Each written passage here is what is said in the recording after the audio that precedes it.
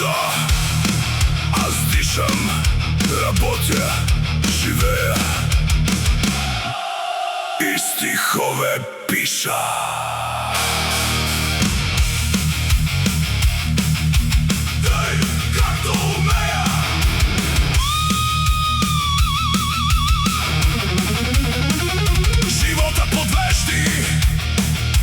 Гледаме строго и боря се с него, доколкото мога.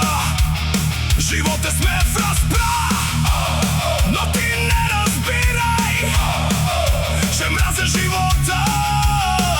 Напротив, напротив, дори да умирам, живота с грубите лапиче лични, аз пак ще обичам.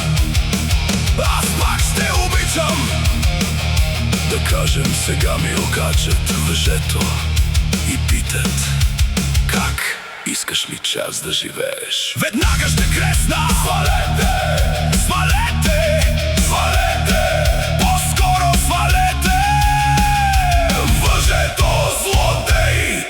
За него живота направил бих всичко, летял бих с пробна машина в небето, бих влезнал във взривна ракета самичък, бих търсил в простора далечна планета. Но все пак се чувствам приятния гъдел, да гледам как горе небето сине.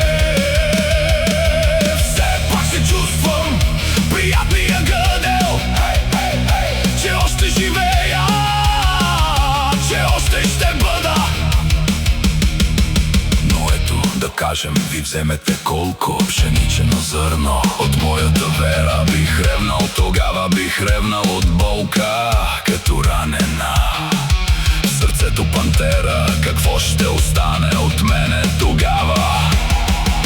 Миг след грабежа ще бъда разнищен и още по-ясно, и още по-право.